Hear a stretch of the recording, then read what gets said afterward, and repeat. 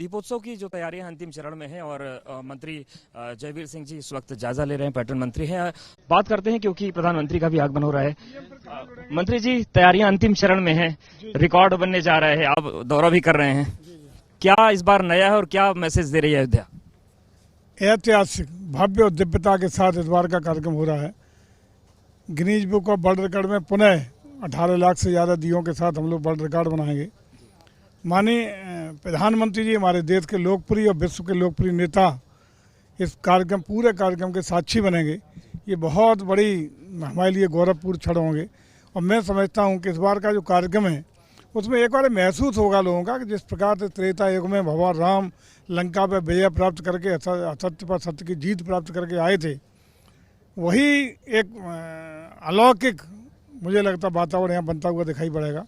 जिसमें पूरे साक्षी बनेंगे। पूरे देश के विभिन्न श्रद्धालु जो आ रहे हैं लगभग वो सब साक्षी बनेंगे और इस अभूतपूर्व कार्यक्रम का न सिर्फ देश में प्रदेश में बल्कि विश्व स्तर पर इसका संदेश जाएगा और भारत विश्व गुरु बनने की दिशा में एक और कदम आगे बढ़ाने में अपना आगे बढ़ाएगा। ग्लोबल लेवल पर जिस तरीके से भारत की ब्रांडिंग हो रही है, जो अयोध्या का दीपोत्सव अंतर्राष्ट्रीय स्तर पर पहचान हो गई है,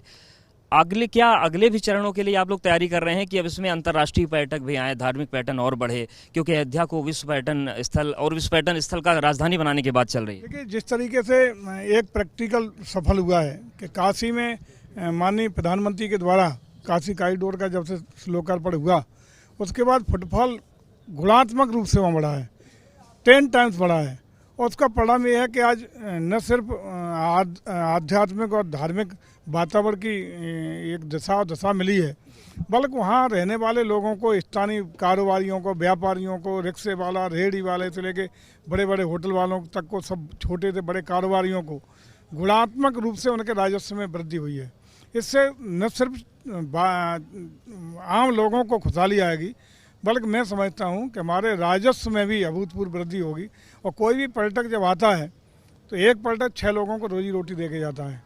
इससे हम लोगों की राजस्व में वृद्धि होगी और इस तरह का जो काशी का सफल प्रयोग है, आज देख रहे हैं जब से मंदिर का निर्माण अयोध्या की धरती पर शुरू हुआ उसके बाद भी यहाँ आप देख रहे होंगे कि लाखों की संख्या में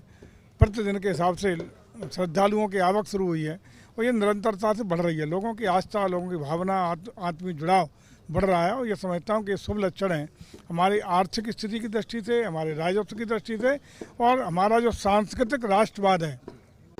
और सांस्कृतिक राष्ट्रवाद को ताकत देने के लिए नई दशा और दिशा हम लोग तय करने जा रहे हैं। क्या आप मानते हैं कि जब राम मंदिर भी बन रहा है, प्रधानमंत्री जी भी आ रहे हैं इस बार दीपोत्सव में, तो इससे और लोगों की आवक बढ़ेगी? काशी का आपने उदाहरण दिया। निश्चित रूप से बढ़िया अभी से बनना शुरू हो गई है और इस तरह के जब कार्यक्रम मैं समझता हूँ कि कल के बाद भी और तेज़ी से लोगों का आमद शुरू होगी, श्रद्धालु जुड़ेंगे,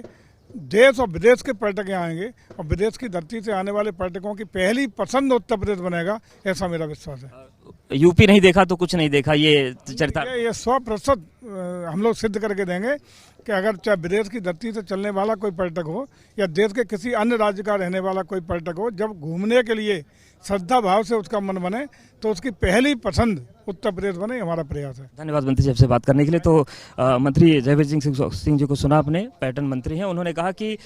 ये कोशिश है कि उत्तर प्रदेश पर्यटन के नक्शे पर ऐसा है कि कोई भी विदेश से अगर आता है तो वो बिना यूपी देखे ना जाए। और उन्होंने ये भी कहा कि जिस तरीके से सांस्कृतिक राष्ट्रवाद चल रहा है, जिस तरीके से दीपोत्सव का कार्यक्रम चल रहा है, ये तमाम वो चीज़ें हैं कि अयोध्या की रंगत बदल कर रख देंगी। प्रदेश का जो राजस्व है वो भी बढ़ेगा और जो लोग हैं उनको रोजगार मिलेगा, आमदनी बढ़ेगी और असल में यही दीपोत्सव की सफलता मानी जाएगी। जितेंद्र के साथ अवधेश, एबीपी गंगा, अयोध्या।